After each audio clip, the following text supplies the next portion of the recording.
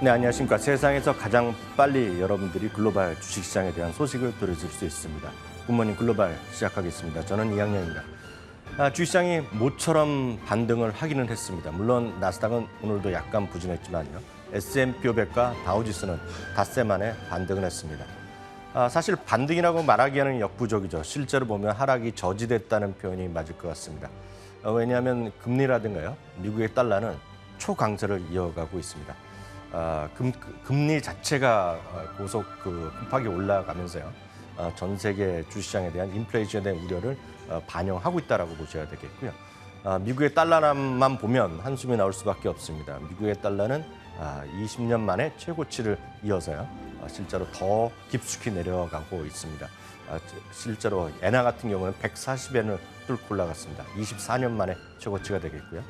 우리나라의 원화 가치도 같이 하락이 이어지면서 어저께는 1,350원도 계속 돌파하는 모습입니다. 여러 가지 상황이 좋지 않은데요. 일단 오늘 새벽 상황 마감 시간부터 확인하고 오시겠습니다. 최서영 앵커와 함께하겠습니다. 현지 시간 9월 1일 목요일장 마감 상황 전해드리겠습니다. 뉴욕 3대 지수는 여전한 파월 쇼크로 인해서 계속해서 하락세 이어가는가 싶었는데요. 장 막판에 매수세가 들어오면서 다우와 S&P 500이 상승 마감했습니다. 간밤 시장 움직였던 주요 이슈들 확인해 보도록 하겠습니다. 파월 쇼크가 지속되면서 목요일장에서는 장 막판에 매수세가 들어오기는 했지만 미 증시가 부진한 흐름은 계속해서 이어가고 있습니다. 2년물 국채 금리는 15년 내 최고치로 폭등했고요. 달러화의 경우에는 20년 내 최고 수준을 찍었습니다. 비트코인의 경우에는 지지선인 2만 달러대에서 계속해서 하회하는 모습을 보여주고 있는데요. 이에 최악은 오지 않았다라는 이야기가 나오고 있습니다. 올해 6월에 있었던 저점을 다시 한번 찍을 수도 있다라는 말이죠. 이번에 히트맵 열어서 섹터 종목별 흐름 확인해 보도록 하겠습니다. 섹터별로 먼저 확인을 해보면 유가 하락세가 지속이 되면서 에너지 섹터의 하락폭이 컸습니다. 기술 섹터 그리고 원자재 섹터의 흐름도 좋지 못했는데요. 엔비디아와 AMD를 비롯해서 반도체 시장에 중국 수출 규제라는 악재가 작용을 하면서 반도체 섹터가 빨간불 켜고 있습니다. 반면 헬스케어 섹터 그리고 유틸리티 섹터는 강세를 보였는데요. 종목별로도 확인해 보도록 하겠습니다. 옥타는 예상치를 상회하는 실적을 발표했음에도 불구하고 33% 크게 하락했습니다. 2021년 3월에 인수한 어스제로와의 합병에서 예상치 못한 문제들이 발생했기 때문인데요. 옥타의 CEO는 합병은 18개월 전에 완료가 됐지만 올해 초 영업팀이 더 통합이 되면서 옥타 영업팀 직원들이 예상보다 많이 감원이 됐었고 이에 따라서 교육이 필요한 신입사원들이 대거 늘어나는 등 몇 가지 문제가 생겼다고 언급했습니다. 월가의 전문가들은 이에 따라서 옥타의 투자 의견을 줄줄이 하향 조정했습니다. HP는 루프캐피탈에서 투자자들이 잠시 매수를 멈춰야 한다라는 투자 의견을 제시를 하면서 1.85%가량 하락했습니다. 루프캐피탈은 앞으로 상업용 PC 수요가 약해질 수 있고 또 성장의 펀더멘털을 다시 회복하는 데에는 2에서 3분기의 시간이 필요하다라고 전망을 했는데요. 투자 의견은 매수에서 보류로 하향 조정했고요. 목표 주가는 50달러에서 29달러까지 내려잡았습니다. 엔비디아는 조 바이든 미국 행정부로부터 고성능 AI 칩에 대한 중국 수출 규제를 받는다라는 소식이 전해지자 7% 넘게 하락했습니다. 자세하게 한번 확인해 보도록 하겠습니다. 엔비디아만 수출 규제를 받은 것은 아닙니다. AMD도 역시나 미 정부로부터 비슷한 통보를 받았다고 전해지면서 주가가 하락했는데요. 이번 조치는 최근 대만을 둘러싸고 긴장감이 높아지는 가운데 미국이 중국의 관련 기술력 억제를 강화한 것으로 해석이 됩니다. 규제 대상이 된 고성능 AI 칩은 중국 인민해방군 등이 악용할 우려가 있기 때문이라고 전해졌는데요. 엔비디아는 이번 규제로 매출이 약 4억 달러 정도 줄어들 수 있다라고 밝혔습니다. 이 고성능 AI 칩이 필수적인 데이터 센터 시장은 당분간 약세를 보일 것으로 전망이 되고 있습니다. 그런데 번스타인은 그럼에도 불구하고 엔비디아에 대해서 시장 수익률 상회 의견을 재확인하면서 긍정적이라고 진단을 했는데요. 단기간 중국 리스크를 감수하더라도 엔비디아의 데이터 센터 그리고 소프트웨어 등의 사업 부문을 둘러싼 기회가 있기 때문이다라는 거죠.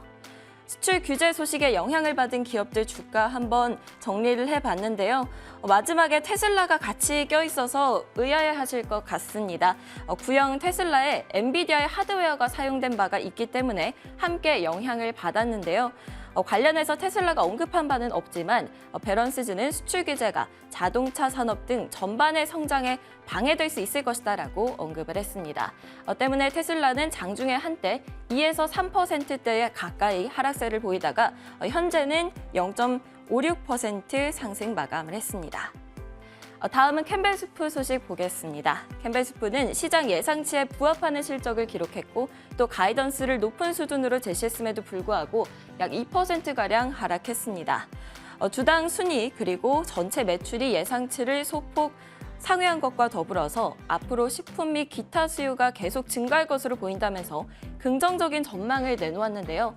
캠벨스프 CEO는 나는 우리가 위치한 현 상황에 대해서 만족감을 느끼고 있다라고 언급하기도 했습니다. 다음은 니오 소식입니다. 니오는 8월에 전월 대비 차량 인도 대수가 6%가량 증가했음을 발표했습니다. 반면에 다른 중국 전기차 기업인 샤오펑 그리고 리오토는 전월 대비 인도 대수가 상당한 폭으로 감소를 했는데요. 니오는 미국에 상장된 중국 전기차 기업 중 유일한 증가세를 보였음에도 불구하고 샤오펑과 리오토 효과로 동반 하락했습니다. 장마 가무 실적을 발표한 룰루레몬도 확인을 해보겠습니다. 룰루레몬은 컨센서스를 상회하는 이익과 매출을 발표했는데요. 동일 매장 매출 또한 23% 증가했습니다. 노드스트롬이나 메이시스가 수요 둔화 우려로 어려움을 겪고 있는 것에 반해서 룰루레몬만큼은 2분기 연속 가이던스를 상향했는데요. 이 소식에 룰루레몬은 시간외에서 9%대로 상승하고 있습니다. 다음은 국제유가 확인해 보도록 하겠습니다. 국제유가가 중국의 코로나19 재봉쇄에 3거래일 연속 하락하고 있습니다. 중국의 코로나19 재확산에 따른 도시 봉쇄 소식으로 인해서 원유 수요가 줄어들 것이란 우려가 커졌기 때문입니다. 때문에 국제유가 큰 폭으로 하락해서 배럴당 86달러 선에서 거래되고 있습니다. 지금까지 뉴욕 증시 마감 시황 전해드렸습니다.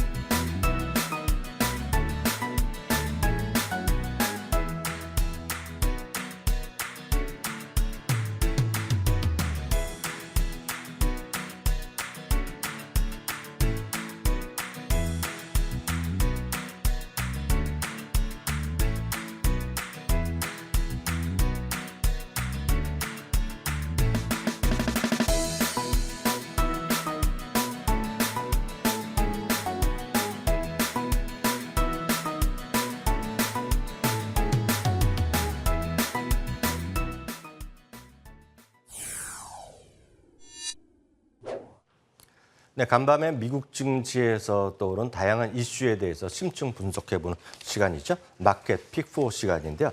오늘은 김태수 미국 세무사 연결해 보도록 하겠습니다. 화상으로 연결할 텐데요. 회 기사님, 안녕하세요. 네, 안녕하세요. 네, 오늘 첫 번째 마켓 키워부터 우리 화상으로 일단 확인하고 넘어가도록 하겠습니다. 네, 오늘 빅쇼트의 부활이라고 정리해 주셨는데요. 어떤 얘기인가요?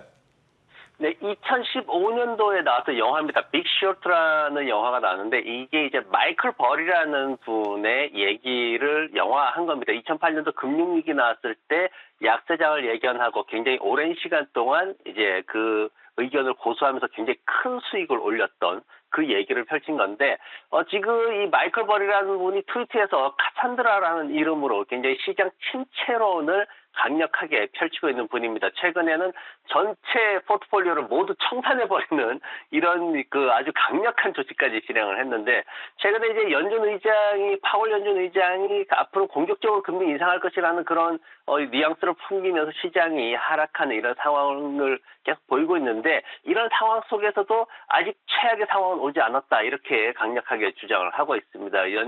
어떤 긴축 정책이라는 것이 연준의 어떤 그런 상황들로 인해 가지고 미국 경제가 연착륙이 아니라 경착륙으로, 즉 경기 침체로 이어질 것이다, 이렇게 이제 주장을 하고 있는데, 특히 이제 이 마이클 버리 같은 경우에는 가계 부채 분야에 대해서 굉장히 심각한 위험을 제기를 하고 있습니다. 왜냐하면은 소비자들의 어떤 인플레이션 상황에서 지출을 줄이는 것보다는 지난 과거 2년 동안 팬데믹 기간 동안 정부에서 이제 지원금을 계속 줬죠. 그러면서 그 지원금을 가지고 소비를 하면서 이제 우리도 이제 다들 아시겠지만은 기업 매출이 크게 늘어나는 이런 영향이 있었습니다. 그래서 그런 어떤 소비 패턴을 반복적으로 시행하려는 그런 소비 성향이 있다. 그래서 이런 거에 따라 가지고 소비자 신용 잔고가 기록적인 속도로 증가하고 있다, 이렇게 지금 평가를 했습니다. 이게 경제학에서 보면 이제 소비자 행동 이론이라는 측면에서 보면은 가처분 소득이 줄어들어도 쉽게 소비를 줄이지 못하는, 다들 이제 그런 경험 있으실 텐데, 쓰던 소비하던 형태는 사실 크게 줄어들지 않습니다. 강력한 신용카드를 잘라버린다든가 이런 행동들이 나와야지만 조금씩 줄어드는 그런 모습을 보이는데, 기본적인 어떤 소비 현상을 가지고 지금 현재 상황을 그렇게 분석을 했습니다. 코로나가 이제 다시 확산되는 겨울이 오고 있죠. 그리고 팬데믹 기간 동안 정부가 뿌렸던 그 일명 헬리콥터 현금이라고 그럽니다. 이게 이제 사라진 상황에서 해고도 많이 늘어나고 있고요. 이런 가처분 소득이 줄어들고 있는 상황에서도 이미 사람들은 소비하는, 돈을 쓰는 습관에 중독이 되어 있기 때문에 신용잔고가 더 늘어날 것이고, 이것은 결국 경기 침체로 간다라는 그런 주장을 계속하고 있습니다. 네, 세무사님. 최근 들어서 9월 주식시장의 약세가 과거에 많았다는 얘기를 많이들 듣고 있는데요. 어떻게 보세요? 네, 지금까지 사실 미국 기업들이 실적이 이제 크게 증가를 하면서 코로나에도 불구하고 굉장히 좋은 모습들을 많이 보였습니다. 근데 최근 들어가지고 연준의 강력한 금리 인상, 이런 것들 통해 가지고 이제 시장이 하락을 하고 있는데, 팬데믹 이전 기간을 통해서, 팬데믹 기간 한 2년 정도는 조금 특별한 케이스니까 그 이전 기간을 통해서 보면은 1950년 이후의 9월은 마이너스 0.48% 통계적으로 하락을 했고요. 지난 20년간 보면은 0.77% 하락을 했습니다. 그리고 지난 10년 동안 조금 더 짧게 보면은 0.59% 하락하는 그런 모습을 보였습니다. 이건 이제 통계적으로 나타낸 겁니다. 통계적으로 나타낸 건데, 제가 이제 말씀드리고 싶은 건 뭐냐면은, 이건 이제 평균치죠. 평균치. 평균의 함정이라는 것은 굉장히 좀 부정적인 시각을 연출을 할 수가 있습니다. 그러면서 이제 주식시장에서 말하는 체계적 위험이 가중되는 이런 현상을 만들어 놓을 수 있는데, 2008년 금융위기 이후에 그렇다면 정말 모든 9월이 안 좋은 상황이었냐? 그렇지는 않습니다. 왜냐하면 2009년도, 2010년도, 12년도, 13년도, 17년도, 18년도 이렇게 6번, 이 시장에서는 오히려 시장이 9월 한 달 동안 상승하는, 양봉을 만드는 이런 모습을 볼 수가 있었습니다. 그래서 지수가 꼭 이렇게 하락한 것만은 아니다라는 걸 말씀을 드리고 싶고요. 지금 상황에서 불안하다라거나 아니면 경기 침체라거나 약세장이라거나 이런 것들을 말하기는 사실 굉장히 쉽습니다. 주식시장에서 불안하는 거, 하락하는 거 얘기하는 게 가장 쉽거든요. 그 근거들도 찾기가 너무나 쉽습니다. 누구나 다 찾을 수 있어요. 왜냐하면 대부분의 기관이나 언론이나 투자자들이 이렇게 말을 하고 있기 때문에 근거를 찾기도 굉장히 쉽습니다. 근데 사실 이럴 때일수록 우리가 좀 집중해야 될 게 있는데, 뭐냐면은 팩트에 집중을 해야 되고, 그 다음에 계좌 포트폴리오 전체 수익 곡선에 우리가 집중을 해야 됩니다. 종목별로 접근하는 게 아니라 수익 곡선에 집중을 해야 되는데, 오늘 밤에 미국 시장이 정말 이렇게 안 좋은 심리적인 정말 침체 상황이었거든요. 오전장만 하더라도. 그런데 오후장에 이런 극한 상황에서도 꼬리를 말아 올렸다라는 것은 굉장히 시사하는 바가 크다라고 봅니다. 당장 반등이 크게 나오지 않더라도 이 지금 하락이 우리가 느끼는 것만큼 그렇게 큰 심각한 그런 하락은 아니다라고 평가를 할 수 있고요. 그리고 지금 이제 보면은 S&P 500 지수가 지난 6월 이후에 쭉 상승을 했죠. 그러면서 떨어진 게 지금 얼마냐를 봤더니 55% 정도 되돌렸습니다. 그리고 우리가 알고 있는 애플이라든가 이런 대형 기술주들 같은 경우에도 지금 38% 정도 내외의 하락 구간에서 적정한 수준으로 조정을 받고 있다라고 평가되는 그 정도 수준까지 내려와 있습니다.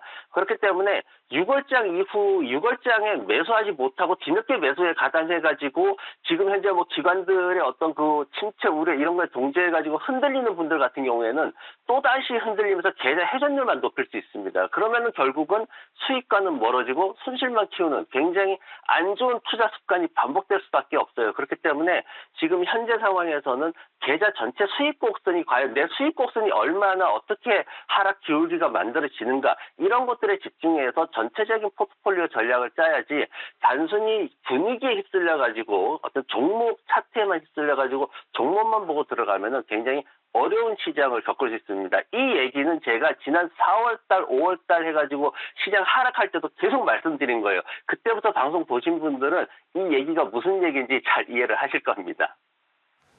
네, 이제 그럼 두 번째 이슈 키워드 한번 확인해 보도록 하겠습니다. 네, 정치적 희생이라고 오늘 키워드를 선택해 주셨는데요. 세무사님, 이 얘기도 좀 해주시죠. 네. 지난밤에 이제 엔비디아가 시가가 많이 하락을 했습니다. 이제 그 배경에 뭐가 있었나 봤더니 이제 SEC 신고서를 보니까 엔비디아가 A100하고 그리고 H100 이 통합 두 개 칩이 있습니다. 굉장히 최근에 인기 있는 그런 칩인데 이걸 이제 중국에 있는 미국 회사들이나 이런 고객들을 지원하기 위해서 중국에서 이제 라이센스를 취득을 했어요. 근데 여기에 대해서 미국 정부에서 이거 관련해가지고 중국 판매 중단해라 이렇게 명령을 내린 거죠. 그러면서 이제 엔비디아 측에서는 이거 안 팔게 되면 중국에서 한 4억 달러 정도 매출 손실이 생긴다 이렇게 얘기를 한 겁니다. 그래서 엔비디아가 지금 SEC에 제출한 AK를 이제 제출했거든요. 여기에 관련해가지고 거기에 보면은 지금 보면은 이제 정부에서 얘기했던 그런 것들이 중국이나 러시아의 군사적인 용도로 사용될 수 있다 이렇게 지적을 받았다라고 그렇게 얘기를 했습니다. 그러면서 지금 이제 러시아 쪽에는 사실 이 제품을 팔고 있지 않거든요. 그래서 중국 쪽에 사용될 수 있기 때문에 이런 것들 리스크를 제거하기 위해서 이제 이런 그 정부로부터 지적을 받았다 이렇게 이제 신고를 했습니다. 지정학적인 리스크로 인해 가지고 사실 칩 제조사들이 좀 어려움을 겪고 있는 시기인데 정부에서 어떤 그 일종의 시범타라고 저는 생각을 합니다. 왜냐하면은 전체적인 산업을 강력하게 규제하기는 어렵기 때문에 대표성이 있는 이런 그 엔비디아 같은 기업에 대해서 직접적이고 강력하게 제재 조치를 취하면서 이렇게 된 건데 사실 이게 장기적으로 갈 거다라고 생각하지 않거든요. 그래서 어쨌든 지금 반도체 관련해 가지고 이제 정부가 미국하고 중국하고 이제 서로 대립을 하고 있는 상황에서 더 강력한 조치를 내렸다라고 보여지고 거기에 따라서 이제 영향을 많이 받은 거고 거기에다가 2023년도 반도체 수요가 안 좋을 것이다라는 경고도 지난밤에 나왔고 거기에다가 또 엔비디아는 3분기에 매출 전망을 10억 달러 정도로밖에는 예측을 안 했기 때문에 이런 부분들이 겹치면서 주가가 하락한 것으로 보여집니다. 문제는 이제 이런 중국과의 갈등 관계가 다른 산업에까지 미칠 것인지 않은 데에 대한 우려감이 있지 않습니까? 어떻게 보세요? 네, 맞습니다. 지금 반도체 쪽뿐만 아니라 사실 전기차 쪽도 지금 좀 대립이 심하거든요. 전기차 지금 중국 쪽에서 전체적으로 이제 관세를 많이 부과를 하고 있는데 지금 뭐 25%까지 막 부과를 하고 있는 그런 상황인데 최근에 바이든 정부가 이제 서명한 내용을 보면은 이제 세금 크레딧을 7,500달러까지 주겠다 이렇게 얘기를 했습니다. 이제 중국산 전기차는 배제를 해요. 전기차를 살 때 이렇게 혜택을 주는 건데 중국산 이제 그 전기차 배터리에 대한 어떤 견제 그런 것들을 목적으로 진행을 하는데 사실 중국이 입을 타격은 그렇게 크지 않다라고 봅니다. 지금 왜 그러냐면은 중국산 전기차 판매량의 9%밖에는 해당이 안 돼요. 이게 대부분의 중국산 자동차들은 별 무리 없이 글로벌 시장에서 잘 팔리게 됩니다. 그래서 이런 것들 어떤 강력한 조치가 사실 우방인 우리 한국에까지도 사실 예외 조치를 두지 않고 굉장히 강력하게 진행이 되고 있는데 이런 어떤 강경한 바이든 정부의 정책은 결국은 11월 8일에 열리는 중간 선거 때문이다 이렇게 평가가 되고 있습니다. 하원 전체 의석이 바뀌고요. 상원에서도 35개 35%가 바뀝니다. 그리고 주지사 쪽에서도 39개 주가 바뀌게 되고 다양한 지방선거가 실시가 됩니다. 이런 상황에서 최근에 지난 하반기부터 올해 들어가지고 공화당한테 주지사 자리를 몇 개를 뺏기 뺏겨버렸거든요. 그러다 보니까 굉장히 지금 바이든 정부 입장에서는 민주당 입장에서는 심각한 상황으로 지금 이런 모습들을 이런 상황들을 받아들이고 있는 거고요. 어제 이제 백악관에서 이제 중국과 관세 이 얘기를 지금 라이몬드 상무장관이 나와서 얘기를 좀 했는데 사실 이 얘기가 5월 달부터 계속해서 지금 진행이 되고 있는 건데 미국 노동자들의 어떤 영향이라든가 아니면 인플레이션에 미칠 수 있는 영향 이런 것들을 이제 저울질하면서 아직까지는 결정되지 않았다 이렇게 해서 시간을 좀 끌고 있는 그런 모습을 보이고 있습니다. 지금 미국에서는 이 관세 인하 둘러싸고 라이몬드 상부장관을 비롯해가지고 일부 이제 의원들은 관세 인하가 인플레이션에 도움이 될 거다, 소비자들한테 도움이 될 거다 이렇게 지금 얘기를 하고 있는 반면도 있고 또 이제 7월 달에 이걸 관련해서 이제 서베이를 했는데 기업들이 한 400개의 기업들이 여기에 대해서 서베이에 대해서 의견서를 제출을 했습니다. 근데 그 중에 4분의 3이 현재 수준을 유지를 해달라 이렇게 요청을 했습니다. 특히 지금 보면은 곡물 시장 같은 경우에는 굉장히 지금 바이든 정부가 어떻게 하지 못할 정도로 강력한 입장을 지금 취하고 있는데 왜 그러냐면은 이 바이든 정부가 바이든이 대통령이 될 때 그때 이제 엄청난 지원금도 선거 자금도 모집을 해줬고 그러면서 강력한 지지층으로 지금 부상되고 있는 게 곡물 시장인데 이런 시장에서 이제 중간 선거에서 뒤돌아서 버리면은 바이든 정부는 이제 강력하게 이제 어쩔 수 없이 패배할 수밖에 없는 상황으로 그렇게 진행이 돼서 바이든 정부가 이 말을 또 무시할 수도 없는 그런 상황입니다. 그렇기 때문에 지금 현재 상황에서는 어떤 화해할 수 있는 제스처도 좀 취하면서 그리고 한쪽에서는 이렇게 엔비디아를 제재하듯이 강력한 제재 조치도 취하면서 중간 선거가 지나갈 때까지 시간을 좀 끌 수밖에 없는 그런 상황으로 진행이 되고 있고 중간 선거가 지나가게 되면은 지금 현재 강력한 화두가 인플레이션 하락이기 때문에 인플레이션 하락을 염두에 두고서라도 관세 정책을 인하할 것이다 이렇게 평가가 되고 있습니다. 그러면서 이제 지금부터 앞으로 이제 중간 선거 때까지는 기업들의 어떤 받는 영향 사실 엔비디아 같은 경우에도 그렇게 심각한 영향을 받지는 않을 겁니다. 왜냐하면 이 부분에 따르면은 또 다른 쪽에서는 또 허용을 해주고 개발하는 거 허용해주고 이런 뉴스들도 또 후속 조치가 나오기 때문에 일시적이고 굉장히 제한된 영향만 받을 것이다라고 평가가 되고 있습니다. 그래서 기술주들의 이런 매출 하락이나 이런 것들은 정부의 관계, 정부의 규제 이런 것들보다는 좀 더 어떤 경기 침체에 대한 수요 감소 이런 것들이 하반기뿐만 아니라 2023년도까지도 이어질 것이다라는 그런 불안감이 좀 더 본질적인 원인으로 작용할 거기 때문에 그런 측면에서 좀 더 우리가 집중해서 지켜봐야 될 것 같습니다. 네, 지금까지 김태수 미국 세무사와 함께했습니다. 세무사님 오늘 말씀 감사합니다. 네, 고맙습니다.